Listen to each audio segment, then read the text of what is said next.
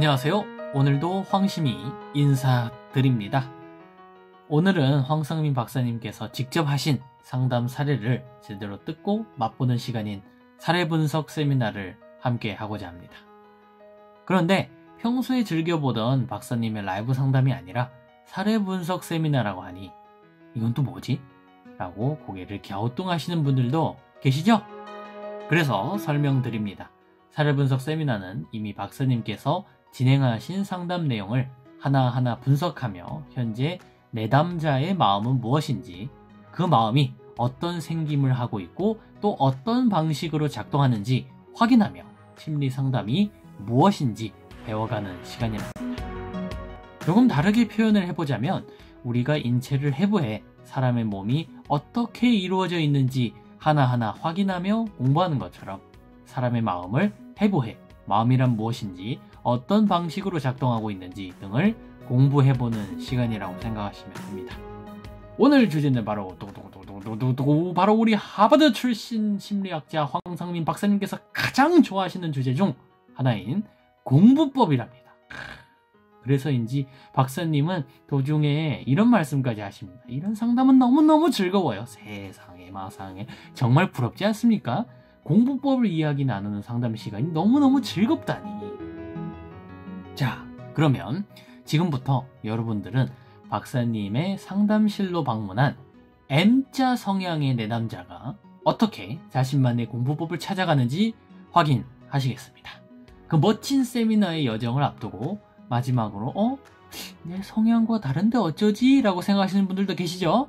그런 생각 역시 잠시 잊어주세요. 이번 세미나에서는 우리 모두에게 공부란 무엇인지, 왜 해야 하는지, 어떻게 즐기며 할 수 있는지를 모두 알려줄 황금 같은 이야기가 줄줄줄 흘러나올 예정이니까요. 그러니 채널 고정 부탁해요. 오늘 상담 사례는 WPI 상담 사례 분석 세미나. 변호사가 되고 싶은데 공부가 안 돼서 고민이에요. 보통은 이제 시험 준비한다고 하는 친구들이 자기가 그 시험 준비하는 거에 대해서 조금 그렇게 집중을 잘 못하는 경우가 많잖아요. 자기가 왜 공부해야 되는지 모르겠다 부터 시작해가지고 내가 이번 시험에는 꼭 합격하려고 생각을 하고 열심히 공부를 했는데 그래도 딴 생각이 많이 들고 집중을 할 수가 없어요. 뭐 이제 이런 경우도 많거든요. 그러면 뭐 목표를 좀 뚜렷이하면 공부에 좀 더 집중하지 않겠는가. 사실 그럴 때 목표를 뚜렷이한다, 이게 뭔가, 또 그게 내 행동을 얼마만큼 바꿀 수 있는가, 이런 거에 대해서 한번 누구나 관심을 가지고 질문을 해볼 수 있을 것 같아요. 이 친구는 사실 처음에 제가 상담을 하고 두 번째로 온 친구입니다. 그러니까 처음에 상담을 하러 왔을 때는 본인이 공무원이고 또 그래도 먹고 살아야 되니까 공무원 시험을 봐가지고 공무원 시험은 돼서 이제 이 공무원으로 살고 있는데 자기와 같이 일하는 공무원들 보니까 너무 찌질하고 너무 내가 이 인간들 틈에서 이렇게 계속 살 거냐 뭐 이런 이제 문제를 가지고 있다가 저한테 상담을 해서 나름대로 자기 삶의 방향을 찾았다 라고 했는데, 이제 첫 번째 그 상담을 했을 때 본인이 공무원 생활을 하면서 자기가 있는 조직에서 비교적 최고로 높은 사람은 뭐 맥업 뭐 이런 거 있잖아요. 그리고 자기가 앞으로 5년 10년 후에 어떤 목표를 가지고 살아갈 것인가, 자기 삶의 방향이나 그 목표가 없다, 어떻게 하면 좋겠냐. 이래서 이제 결국엔 첫 번째 상담은, 그러면 너가 어차피 공무원으로 평생 살 생각을 했고 그런다면 적어도 그냥 똑같이 마치 개경주처럼 성진을 바라보면서 온갖 이상한 짓을 하면서 살아가는 그런 삶은 좀 그렇지 않냐. 그럼 뭐 다른 길이 있습니까? 너 일단 이 대학을 졸업하지 않았으니까 대학을 한번 졸업해보는 게 어떻겠냐. 그럼 어떻게 지금 다시 수능을 시험을 볼까요? 그러지 말고 이제 그 국립대학 아주 좋은 거 있잖아요. 방송통신대학. 방송통신대학에 들어가라. 그럼 거기서 뭘 전공을 해야 됩니까? 그냥 방송통신대학 그냥 전공은 네가 하고 싶은 대로 해야 되는데 특별한 게 없으면 아예 법대를 가가지고 방송통신대 졸업한 다음에 네가 로스쿨을 가서 변호사가 된다고 생각을 해봐라. 그러면 너희 삶에 있어서 조금 달라질 것 같지 않냐. 오늘 사연은 상당히 흥미로운데요. 어떤 지점이 그러하냐고요?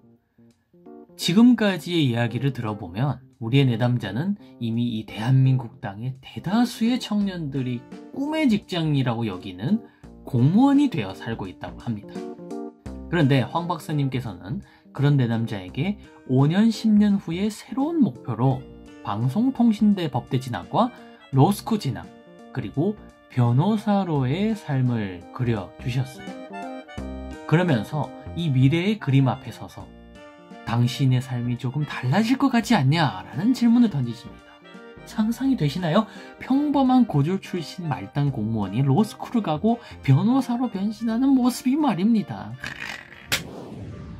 그럼 내담자는 현재 상태를 어떻게 보고 있는가? 개인이 가진 특성은 상황이나 문제를 인식할 때 어떤 방식으로 드러나는가를 봤을 때 이제 내담자의 상황 인식에 대해서 우리 한번 보도록 하죠. 상담을 받은 지 1년이 지났습니다.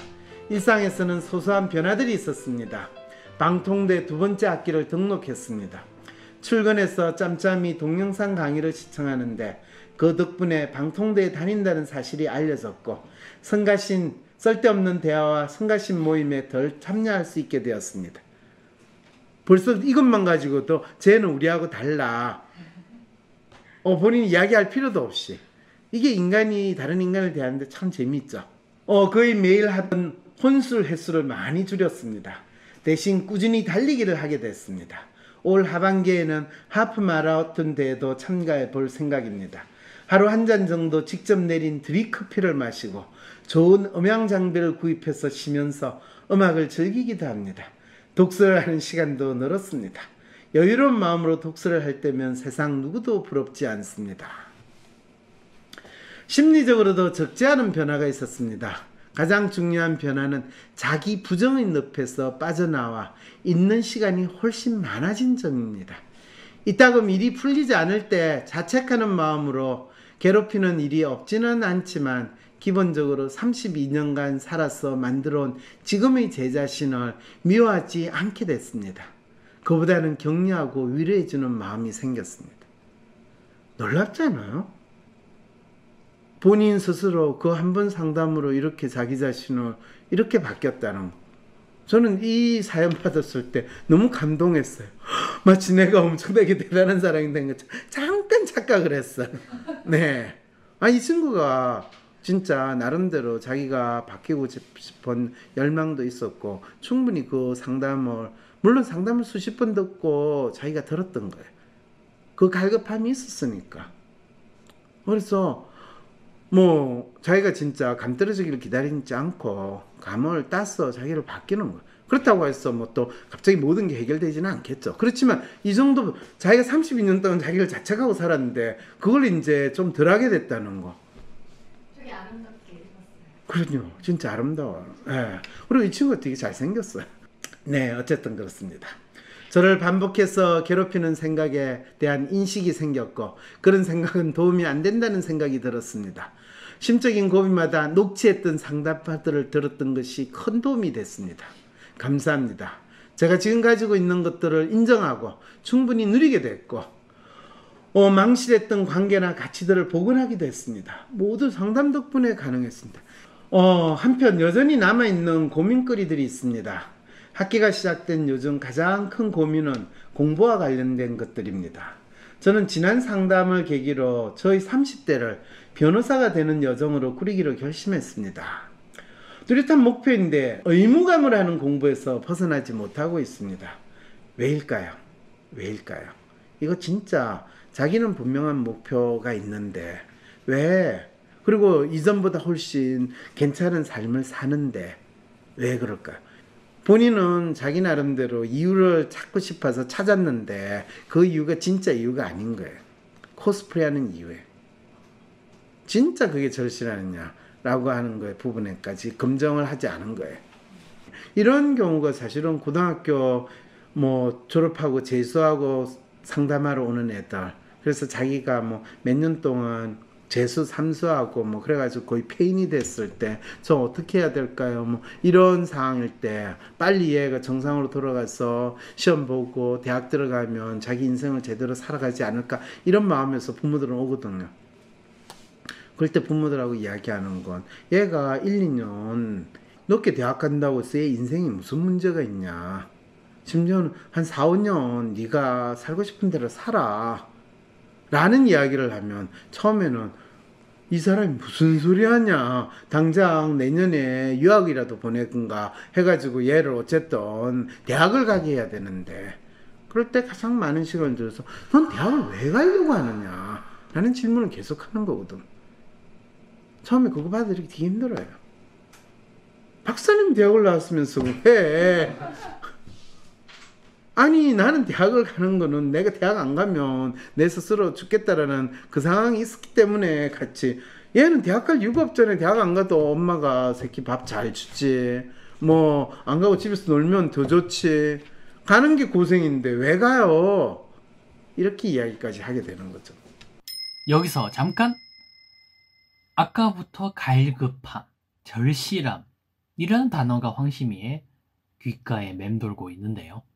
왜 그럴까 생각해보니 바로 이 단어들이야말로 상담의 효과가 있고 없고를 가르는 핵심 에센스라는 생각이 들었기 때문입니다.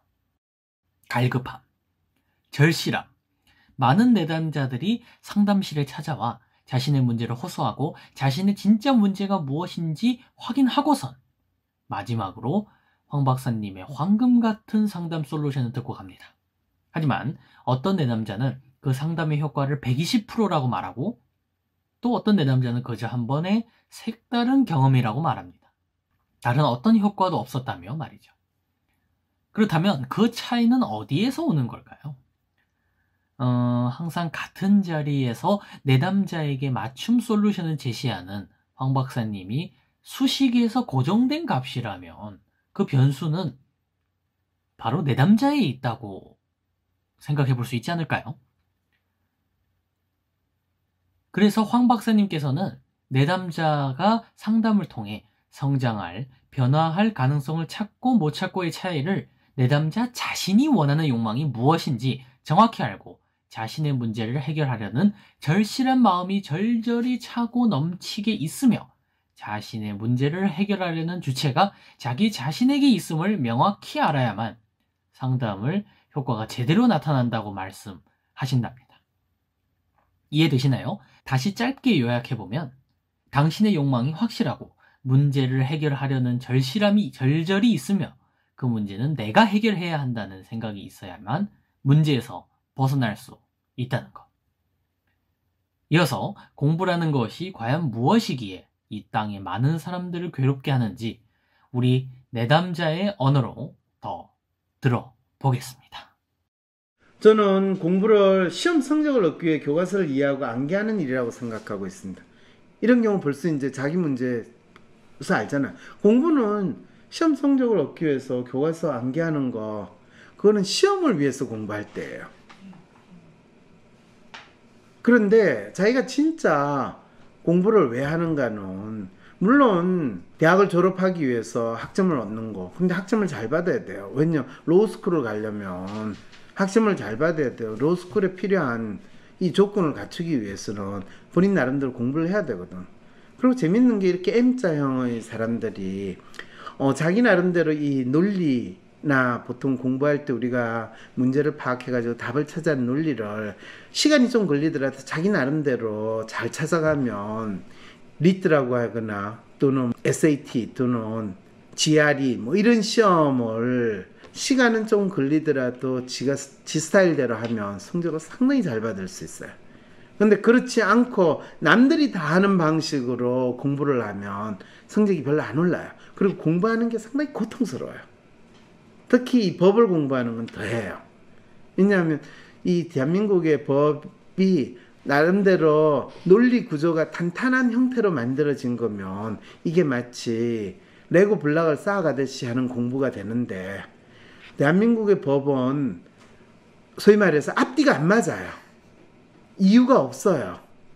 그런데 그 앞뒤가 안 맞는 내용을 어떤 문제에 그럴듯하게 재구성을 하려면 뭐가 안 맞고 뭐가 맞고 자기 나름대로 논리 구조만 만들면 그 다음에는 공부할 필요가 거의 없어요. 몇 가지 아는 거로 가지고 그 문제에서 가장 그럴듯한 논리 구조로 재구성해 놓으면 되거든요.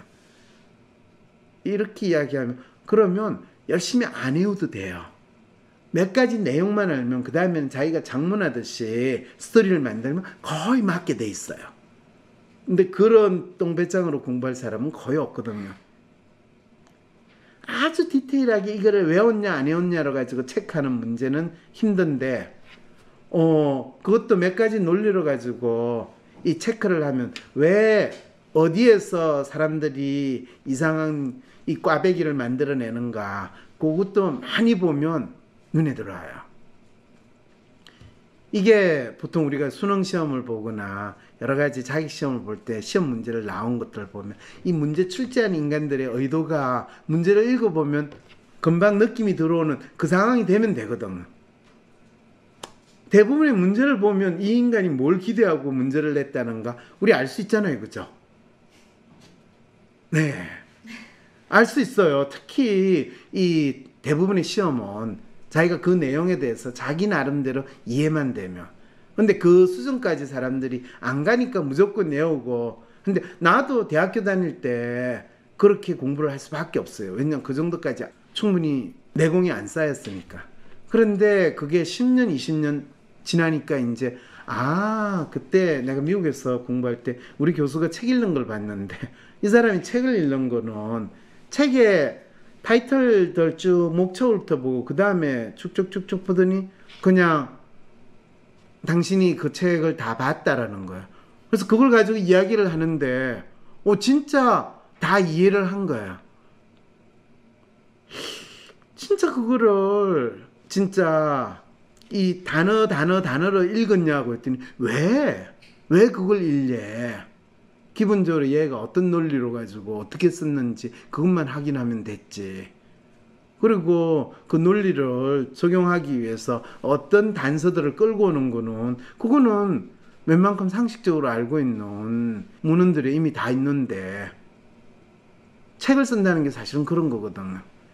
논리를 어떻게 구성해 있고 그거에 맞는 자료들은 지가 뭐 10년, 20년, 30년 공부하면서 이 책 저 책 보고 다 끼워 넣게 하는 건데 중요한 건 어떤 논리 구조로 이 스토리가 나와 있느냐를 보는 거거든.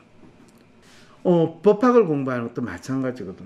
근데 이 친구는 자기가 공부를 해본 적이 사실 없기 때문에 지금은 그냥 시험 본다라는 거에 초점을 두는데 모든 공부하는 거에는 기본적인 논리 구조가 그 방식으로 있고 항상 거기에는 기본적인 전제가 뭐다라는 거 그리고 핵심 개념에 대해서 어떻게 해석하고 이해했는가 그거에 좌우돼 가지고 이 기본 논리 모델이 만들어진다라는 본인이 적어도 뭐 한 10년 내다보고 할 것 같으면 그 시험만 초점을 둬 가지고 하는 거는 그렇게 좋은 방법이 아니에요. 그 시간을 즐기면서 할 수는 없어요. 근데 어쨌든 계속 딴짓만 하다가 시험 기간에만 벼락치기로 공부를 해서 시험을 치르고 과제를 제출하는 식인데 심지어 초등학교 학점이 예상보다 낮아 크게 실망했습니다. 이거는 이 친구가 공부하는 방식을 아직 제대로 몰랐다는 거거든요. 시험을 잘 받기 위해서 공부하는 방식은 있어요. 그렇지만 그걸 하려면 자기 나름대로 그 과목에 대해서 논리를 셋업을 해야 돼요. 그 논리가 사실은 셋업하는 게 외우겠다라고 공부하는 거하고 논리를 셋업하기 위해서 공부를 하겠다는 거 심리적 부담이 훨씬 달라요. 논리를 셋업하기 위해서 그 책을 보면요 훨씬 짧은 시간에 훨씬 쉽게 파악을 할 수 있어요. 왜냐면 자기가 주인이 돼가지고 대체 얘는 뭔 소리를 하려는 거야? 왜 이런 소리를 했지? 이게 앞뒤가 지금 맞는 거야 안 맞는 거야? 이렇게 따지고 들어가면서 보기 때문에 훨씬 쉽게 이해가 돼요. 근데 외우려고 하면 그 말도 안 되는 그 논리를 내가 받아들여야 되니까 갈등이 생겨. 엄청 충돌이 일어나요. 그런데 내가 다른 사람의 논리를 깨부수려면 내가 상당히 굳건한 내 나름대로의 프레임이나 이걸 있어야 돼요. 그리고 자기 프레임이 어떻게 작동하는지를 알아야지 저 사람이 이야기하는 말도 안 되는 논리가 어디에서 문제가 일어난다라는 거를 빨리 캐치하거든요. 내가 그게 분명하지 않으면 저 사람 말이 맞다라고 하게 되면 나중에는 내가 진짜 좌충우돌을 하거나 혼란스러운 상황에 처하게 되는 거예요. 근데 어떤 이슈나 그거에 대해서 자기만의 논리를 가지기가 얼마나 힘들어요. 이제 이런 부분에서 내가 어떤 새로운 영역을 공부할 때는 그 부분을 끊임없이 자기 거로 어떻게 소화를 할 것인가, 여기에 기본적인 보통 내가 영어로 표현하는 basic assumption이 뭔가, 그거에 대해서 질문을 던져보는 거죠. 그게 사실은 상담을 할 때 이 사람이 현재 처해 있는 상황이 뭐고 이 사람이 뭘 문제라고 생각하는가를 끊임없이 질문하는 거, 그게 어떤 통념적으로 그 사람이 가진 믿음일 수도 있고 그 사람이 스스로 자기 마음이라고 믿고 있는 것이 뭔가를 확인하는 거하고 똑같은 거죠. 자, 좋은 성적이 필요합니다. 지난 학기 성적이 나빠서 만회하려면 높은 성적이 필요하고 이제 토익이나 리트도 준비해야 하는데 지금 모양새로는 가망이 없습니다. 이 상황이 벌어지는 거예요. 우리는 지금까지 내담자가 스스로 인식하고 있는 자신의 상황에 대해 들었습니다. 이번 내담자에게는 총 2번의 상담이 있었는데요. 첫 번째 상담을 통해 내담자는 자신의 10년 후 미래를 변호사라는 일로 새롭게 그리는 활동을 이해했고, 방송통신대학에 입학하여 변화를 위해 행동하는 내담자의 모습을 성공적으로 보여주었답니다. 그리고 오늘 우리가 접하고 있는 이 2번째 상담에서 내담자는 방송통신대에 들어가 학과 시험도 보고 토익과 리트 역시 준비해야 하는데 현재 자신의 공부 방법이 로스쿨을 가기 위한 성적을 만들기 위해 좋은 방법이 아니라는 사실을 깨닫고는 새로운 문제에 직면했다고 느끼고 있습니다. 그렇다면 황상민 박사님의 WPI 심리 상담은 어떤 방법으로 이 내담자의 문제에 접근할까요? 여기서부턴 조금 더 주의를 기울여 방송을 따라오셔야 한답니다.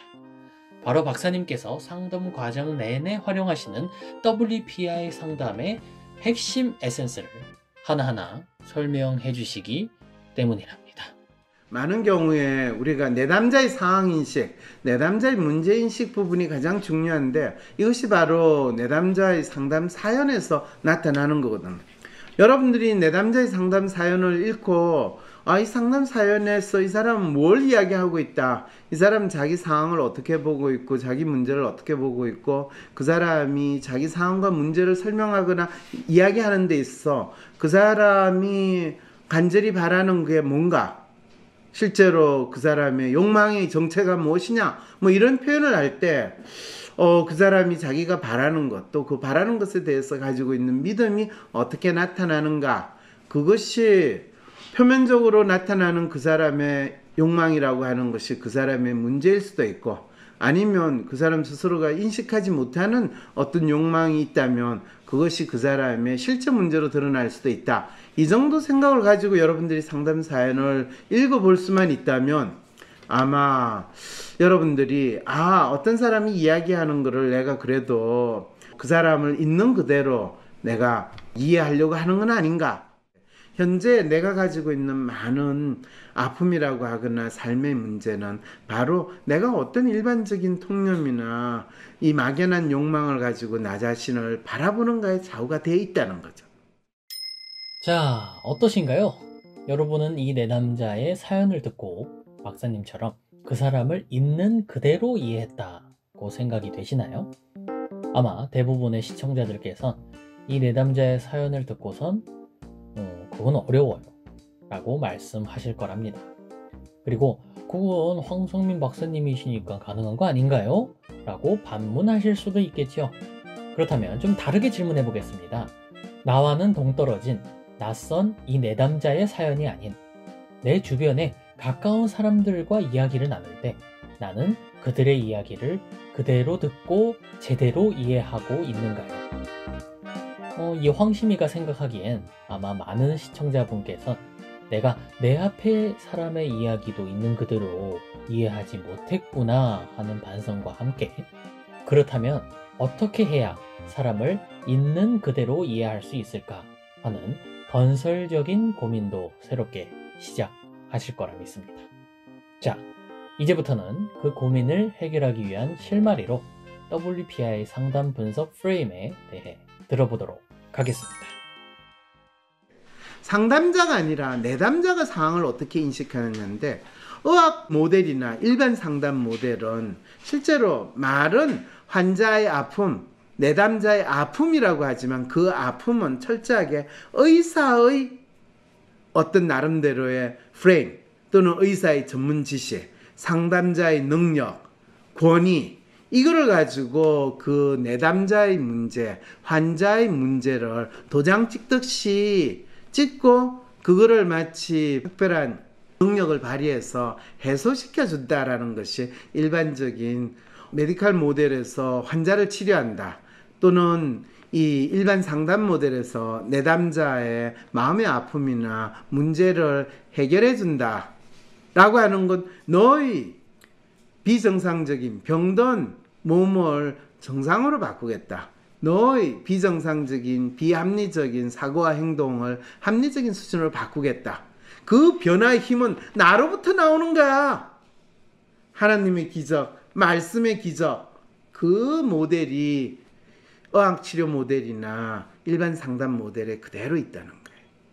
그래서 이게 보면 참 재밌게도 이거는 뭐 과학이라고 하면서 의학이 나오거나 심리학이 나오기 전에 수천 년 동안 있던 절대자 하나님, 신을 대신하는 사제가, 성직자가 일반 사람들의 병을 치료하거나 또는 그 사람들을 교화시킨다라고 하는 그 성직자 모델을 그대로 받아들여 가지고 절대자 신 대신에 과학이라는 이름으로 대체시킨 것이 의학이나 또는 심리학이라는 건 아닐까라는 이 생각까지도 할 수 있게 된다는 거죠. 그런데 WPI 상담 모델은 진짜 문제를 가지고 마음의 아픔을 가진 사람을 이 상담자의 시선으로 보는 게 아니라 그 내담자, 그 환자가 자기의 상황을 어떻게 보는가, 자기의 아픔을 어떻게 이야기하는가, 자기 문제를 뭐라고 인식하는가, 그거를 내담자의 시선으로 봐야 된다는 거예요. 왜? 내담자 스스로가 자기 문제의 주인이 되고 자기 문제를 해결해야 되니까. 그러면 상담자는 어떤 역할을 하느냐? 내담자가 자기 문제를 해결할 수 있도록 도와주는 거예요. 잘 안 보여요. 그럼 옆에서 프레시 켜가지고 보여주고, 내가 나를 볼 수 없어요 하면 거울이 돼주고, 사진 찍어가지고 보여주고, 어제 너가 이렇게 이야기했는데 지금 또 이렇게 이야기하면 어제 이야기한 거 다르지 않냐? 앞에서 네가 이야기한 생각 이거하고 지금 이야기한 생각이 다르거든? 그러면 이거는 네게 아닌가 봐. 진짜 네 생각을 이야기해봐 라고 해주는, 소위 말해서 맹인견이 맹인을 인도해주는 그런 역할을 하는 것이 상담자 역할이다 라는 이야기를 하게 되는 거죠. WPI 상담 모델은 그 사람이 현재 자기 자신이 어떤 사람이냐를 스스로 인식하고 있고, 그것이 자기의 눈으로 자기를 보느냐, 아니면 자기가 막연히 다른 사람이 이렇게 이야기하더라, 아니면 이렇게 내가 뭐 어느 대학을 나왔으니까 내가 좀 괜찮은 사람이고 대학을 나오지 못했으니까 나는 문제가 있는 사람이고, 이런 거는 다 통념적으로 그 사람을 평가하는 거를 내가 아무런 의문 없이 그대로 나 스스로를 보는 눈으로 받아들였다는 이야기가 되거든. 근데 놀랍게도 그것이 바로 자기의 삶의 어려움, 문제를 이야기할 뿐만 아니라 자기가 스스로 아픔을 느끼게 되는 근거가 된다, 이유이다라고 이야기를 한다면 여러분 그 부분에 대해서 공감하시고 인정하겠냐라는 거예요. 내가 나를 어떤 사람으로 인식하고 있느냐에 따라서 자기 삶의 어려움이나 문제가 발생할 수 있고 스스로 아픔을 느끼게 되는 근거가 되기도 한다. 이 말뜻이 이해가 되시나요? 알듯 말듯한 이 문장을 제대로 이해시키기 위해 박사님께서는 계속해서 여러 이야기를 들려주십니다. 어렵다고 마음의 문을 닫지 마시고 꼭 열린 마음으로 몇 번이고 이 부분을 들으시길 황심이가 간곡히 부탁드립니다. 각각의 사람들이 가지고 있는 마음의 아픔, 심리적 문제라는 걸 정의하는 거가 상당히 구체적으로 그 사람이 스스로 자기가 어떤 사람이라고 믿고 있느냐, 이 기본적인 전제에서 그 사람의 마음의 아픔의 정체를 찾아내고 원인을 찾아낸다. 그것이 바로 WPI 상담 모델의 기본적인 전제나 가정이라고 이야기를 할 수 있다는 거죠.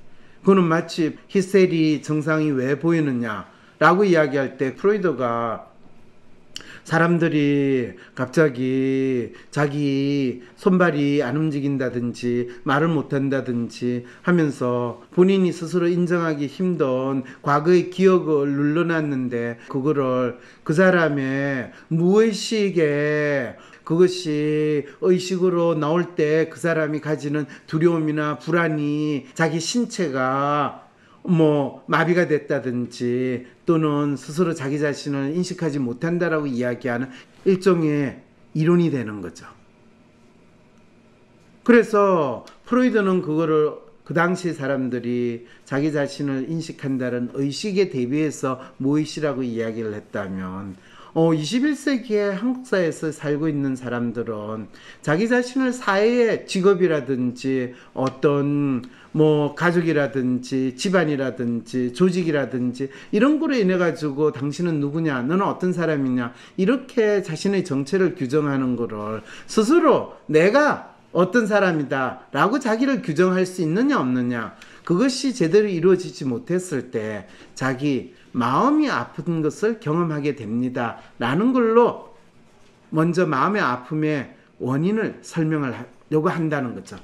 그랬을 때 자기가 아프다라는 것이 자기가 처해 있는 상황이냐, 아니면 스스로 자기가 문제라고 생각하는 그 문제에 의해서 일어나느냐.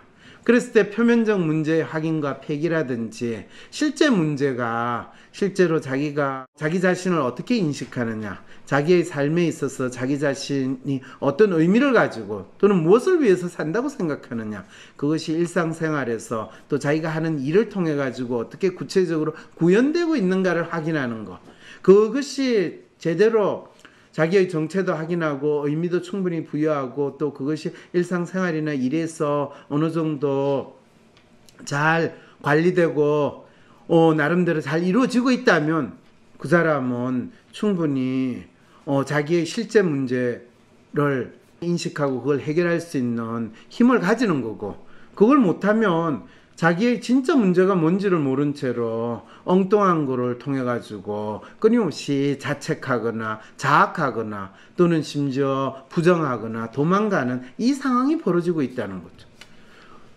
통념적인 시선으로 또는 자기를 부정하고 자기를 부인하는 그런 마음으로 자기를 볼 것이 아니라 자기를 새롭게 변화시키고 싶은 마음으로 자기를 보게 된다는 것이 자기 자신에 대한 믿음의 변화 또는 자신이 처한 문제에 대한 믿음의 변화가 일어나는 거고, 이것이 변화가 구체적으로 자기 스스로에 대해서 이해하고 자기가 처한 상황에 대해서 이해하고 문제에 대해서 믿고 있는 것이 바뀌어질 수 있다면 그것이 어느 순간부터 마음이 아파요 하는 게 아니라 더 이상 마음이 아프지 않는다라는 것을 겪게 되는 것. 이것이 WPI 상담 모델에서 이루어지는 마음의 변화, 그것을 그 사람이 개개인의 이슈에 대해서 가지고 있는 믿음의 변화라고 설명을 하는 겁니다. 그러면 자기가 어떤 사람인지 자기 있는 그대로 자기를 보기만 하면 믿음의 변화는 자연스럽게 일어납니까? 그러면 얼마나 좋겠어요. 실제로 본인이 나 이제 바뀌었어요, 이제부터 나는 생각을 고쳐먹기로 했어요, 그러면 내일 아침부터 내가 제대로 잘 일어나죠? 그렇게 일어나지 않는다는 거예요. 자, 이게 이제 실제로 WPI 상담 모델이 그 사람의 삶의 문제라고 하던 또는 마음의 아픔이라고 하던 그 사람이 가지고 있는 이 마음의 아픔의 정체를 분명히 확인하고 그거를 스스로 자신이 주인이 돼가지고 자신이 진짜 원하는 것을 이루기 위한 가장 작은 욕망을 충족시키고 그것을 조금씩 확장해 나갈 수 있게 하는 것이 WP 상담 모델에서 일어나는 그 사람의 믿음의 변화, 그 사람의 마음의 변화라고 이야기할 수 있는 거죠. 여러분, 박사님께서는 마음은 곧 그 사람이 믿는 바, 믿음이라고 정의해 주시곤 하셨습니다. 그러니까 다시 말해 마음은 곧 믿음이다. 이해되시나요? 이 점 듣다 보니 황시민은 우리 인간이란 존재의 마음의 변화를 시킨다는 것이 얼마나 어려운 일인지, 내 마음 하나를 두고도 내 마음대로 하지 못해 계속 고생했던 자신을 돌아보게 됩니다. 그렇다면 그런 마음의 변화를 가지기 위해서 필요한 것은 무엇일까요? 그것은 바로 세미나 초반에 언급했던 절실함, 간절함이 아닐까 다시 한번 생각해 봅니다. 계속해서 박사님의 설명을 들어보겠습니다. 실제로 오늘 여러분들한테 WPA 상담 모델을 진짜 믿음의 정체를 확인한다고 할 때 그 정체는 개개인이 자기 자신에 대한 믿음은 정체성이고, 또 그 정체성을 구체적으로 무엇을 위해서라는 이야기를 할 때는 그게 의미가 되는데, 똑같은 단어로 표현이 되더라도 그 단어는 사람들마다 진짜 자기의 욕망이 담긴 거냐, 또는 자기가 주인으로서 그걸 바라보는 거냐, 아니면 누구나 다 원하니까 나도 원한다 라는 입장으로 나타나느냐, 그거 확인하는 게 참 쉽지 않다. 근데 그거는 그 사람의 일상생활에서, 삶에서 그것이 자연스럽게 나타나느냐, 말은 하는데 행동으로는 전혀 표현이 안 되느냐, 이 차이가 되는 거죠. 이러면 이제 여러분들이 WPI 상담이 일반 상담 모델하고 어떻게 다른지 이제 분명히 이해가 되시죠? 솔직히 고백해보자면 황시민은 처음 이 WPI 상담 모델에 대한 설명을 듣던 날 엄청 당황하였답니다. 무슨 말인지 듣고도 이해가 잘 안 되는 것이 내가 이상한 건지, 아니면 박사님께서 쉽게 설명을 못 하시는 건지, 도대체 무엇이 문제인지 엄청 고민을 했을 정도랍니다. 그런데 그렇게 헤매는 저를 보고 박사님께서는 이 내용을 10번이고 20번이고 계속 돌려보라고 하셨답니다. 그리고 정말 신기하게도 다양한 사례와 함께 20번쯤 돌려 들어본 후에 무슨 말인지 이제는 알겠다. 정말 좋은 말인데 내가 평소 잘 사용하지 않던 단어들과 낯선 생각의 구조 속에서 길을 잃었었구나 인정할 수 있었답니다. 따라서 여러분 역시 이 내용을 한 번 듣고 이해가 잘 되지 않는다고 실망하실 필요가 없답니다. 황시미처럼 반복해서 듣다 보면 자연스럽게 박사님께서 말씀하신 내용이 피부로 와닿아 고개를 끄덕이게 될 것이기에 말입니다. 그럼 이제부터 다시 본격적으로 우리의 주제 공부법에 다가가 보도록 하겠습니다. 수험생들이 호소하는 온갖 종류의 막연한 불안감들은 원인이 뭘까요? 정확하게 그 원인이 뭘까요? 라고 할 때 그 시험을 본다든지 그 활동이 누가 주인이에요? 누구를 위해서 그 일을 해요? 수험생들은 자기를 위해서 할 것 같죠? 아니에요. 부모를 위해서나, 또는 이거를 내가 시험을 잘 봐가지고 의대를 간다, 스카이 대학을 간다 라고 하는 그 성취를 위해서 하는 거예요. 근데 자기를 위해서 하는 거랑 성취를 위해서 하는 거랑 뭔가? 좋은 질문이에요. 네, 자기를 위해서 하는 거랑 이 사람들이 기대하는 어떤 성취를 위해서 하는 거랑 어떤 차이가 있을까요? 그게 표면적으로 겉으로 보기에는 차이가 잘 안 들어요. 내가 교수 생활을 할 때 항상 난 연구하는 걸 좋아하는데 그 연구는 연구비를 받아서 하는 연구와 내가 그냥 궁금해서 하는 연구는 엄청나게 차이가 있어요. 아니 똑같은 연구인데 무슨 차이가 있냐? 연구비를 받아서 하는 연구는 연구비를 받기 위해서 막 프로포즈를 써내고, 그래서 그 연구비를 받게 됐을 때 기분 뿌듯하죠. 그러면 그 연구하는 토픽에 대해서 막 열심히 연구를 해요. 그래가지고 리포트 내는 거 막 싫긴 하지만은 그래도 연구비가 들어오는 그 기쁨에 이제 해요. 근데 그 다음에 또 그 주제로 연구를 하겠다고 또 제안을 하잖아요. 그죠? 그런데 이건 실제로 내가 경험한 거예요. 그 제안한 게 리젝트를 먹었어요. 리젝트 딱 통지를 받고 나서 그 다음 날부터 놀랍게도 내가 그 연구와 관련된 자료나 내용이 있는 폴더를 한 번도 클릭을 하지 않는 내 자신을 발견할 때 되게 신기했어요. 근데 그게 3개월 지나고 6개월 지나고 1년쯤 지나니까 뭔가 좀 이상한 거예요. 왜냐면 내가 그거 이슈에 대해서 연구하는 걸 되게 재밌어하고 사람들 만나면 항상 그 이야기를 하고 이거 재밌지 않아요? 그랬거든요. 근데 그 재밌던 게 물론 재미는 내 혼자 재밌긴 했지만 연구비 내년부터 더 못 받습니다라고 딱 통지서 날라오고 나서 내가 그거를 열어볼 생각조차 안 한다는 게 너무 신기한 거예요. 그때 내가 느꼈어요. 아, 내가 아무리 재밌어 한다 하더라도 이 누구한테 연구비를 받기 위해서 하는 거는 그건 진짜 내가 재밌어 하는 게 되게 쉽지 않구나. 그래서 더 이상 연구비를 받아서 하는 연구는 하지 않겠다. 그래서 그 다음부터는 내가 궁금한 거를 찾아가지고 한다라는 거로 바꿨어요. 그리고 20년이 지났어요. 대부분 사람들이 자기가 하는 거 그거는 진짜 자기가 주인이 돼서 하는 거냐 아니면 그냥 이 자리에서 이걸 해야 되니까 하는 거냐 부분은 이제 차이가 있는 거죠. 그러면 자기가 좋은 대학만 가면 절대로 공부 안 한다 이렇게 각오하는 친구들은 성취를 위해서 그럴 때 그 성취라는 게 성취가 아니라 그냥 자기가 만든 설정한 조건을 충족시키기 위해서라고 표현하는 게 더 맞는 거죠. 좋은 성적이 필요해서 내가 공부라는 배움을 하는 거랑 그렇죠. 내가 배우기 위해서 공부를 했는데 좋은 성적이 나온 거랑 두 개 성적이 90점, 9점, 100점, 9점이면 티가 잘 안 나는데 그 두 개는 본질적으로 차이가 당연하죠. 학원에서 가가지고 뭐 이 몇 개월 들어가지고 시험 봤을 때 성적이 어느 정도는 올라요.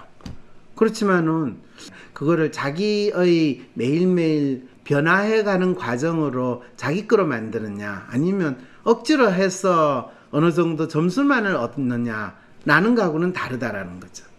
그래서 그 생활이나 삶이 자기 삶이냐 아니면 누구의 삶이냐를 그렇게 구분된다는 거죠. 여기서 남이 주입하는 것이 아닌 내가 만든 의미 부여군요 라고 언급을 하셨는데 사실 그게 맞거든요. 그 말이 맞는데 네가 지금 가지고 있는 그 네가 부여한 의미는 네가 스스로 만든 의미 부여가 아니라 네가 자라면서 부모나 누군가에 의해서 부여된 의미지 않아? 라고 할 때 많은 사람들이 그래 인정할 수도 있지만 아니야 이건 내가 부여한 의미라고 이렇게 이야기하는 사람들이 거의 대부분이거든. 왜냐하면 자기 스스로 의미 부여를 한 번도 안 해봤고 항상 부여받은 사람은 부여받은 게 자기 스스로 의미 부여했다라고 믿는 그게 너무나 당연하거든요. 마치 그 반대로 이야기를 하면 신이 살아있다. 뭐 주 하나님이 살아있음을 여러분 믿습니까? 하면 교회 다니는 사람 다 믿습니다 그러죠. 그걸 내가 못 봐서 몰라요 이런 소리는 안 하잖아요. 그런데 언제 그러면 자기가 신이 살아있다라는 거를 스스로 확신할 것이냐. 그랬을 때 성경에서 베드로가 저 예수 몰라요. 그런 사람 모른다니까요. 저 그 사람하고 관계없어요. 라고 이야기하는 거는 진짜 믿고 있는 것이 맞느냐라는 거는 지가 죽을 때 아닌 경우는 대부분 뭐가 진짜 자기의 믿음인지 알기 쉽지 않다라는 걸 상당히 상징적으로 보여준 거라는 거죠. 그래서 자기가 의미를 부여한다라고 할 때 그 의미가 무엇인가 통념적으로 누구나 다 쉽게 이야기할 수는 있는데 그렇지 않고 자기만의 의미 그렇다고 그게 통념하고 뭐 다르냐 하면 그렇지 않아요. 똑같은 이야기일 수 있어요. 이 부분이 이제 구분하기가 쉽지 않은 거죠 사실은. 자 그래서 이제 여러분들이 WPI 분석 프레임은 그 사람의 상담 사연에서부터 그 사람의 상황과 문제가 무엇인가를 확인하고 또 그 상담은 하는 과정에서 그 사람 스스로 자기 문제에 대한 주인의식이 어떻게 보통 우리가 주인의식이라고 표현하는 게 어떻게 나타나는가 실제로 어떤 의미를 부여하는가 그리고 그것이 본인의 마음의 아픔 문제라고 하는 것이 해결될 다양한 단서를 어떻게 확인될 수 있는가 이런 것이 WPI 상담 과정에서 제대로 보게 되는 것이 WPI 분석 프레임이라고 여러분들이 아시면 됩니다. 다음 편에서 계속됩니다. 뭔가 매일 불안하고 나도 알 수 없는 내 마음. MRI 찍듯이 내 마음을 볼 수 있다면 좀 마음이 편해질 것 같은데. 그렇다면 내 마음을 알려줄 마음의 MRI 검사, WPI 검사를 해보세요. 매사에 불안하고 쉽게 상처받고 걱정 많은 나를 위해 마음을 알려주고 치유해주는 WPI 검사를 해보세요. 검사는 황상민의 심리연구소 사이트에서 하실 수 있습니다. 세상 사람들과 내가 다르다고 느낄 때, 나만의 특성, 나만의 마음을 알고 싶을 때, 이해받지 못하는 나를 내가 이해할 수 있는 방법, WPI 검사. WPI 검사를 통해 자신을 알고 자신감 있게 하루하루를 살아가세요. 검사는 황상민의 심리연구소 사이트에서 하실 수 있습니다. 대한민국 대표 심리상담가 황상민. 누구나 쉽게 자신의 마음정신 건강을 확인할 수 있도록 직접 대면하지 않아도 언제 어디서든 인생 상담을 받을 수 있게 온라인 상담을 진행하고, 단순히 들어주는 상담에서 그치는 것이 아니라 고민의 근본적인 원인을 파악하여 내담자가 원하는 삶을 향해 나아갈 수 있도록 내면의 힘을 키울 수 있는 해결책을 제시합니다. 마음, 정신, 건강 주치의 황상민 박사님께 온 오프라인 심리상담을 받아보세요. 한 사람에게 딱 맞는 고민 해결책과 건강한 마음과 정신을 회복하는 심리 처방전을 제공합니다. 영어로도 상담이 가능하니 언어의 장벽을 넘어 누구나 상담소의 문을 두드려보세요. 상담 신청 문의는 위즈덤센터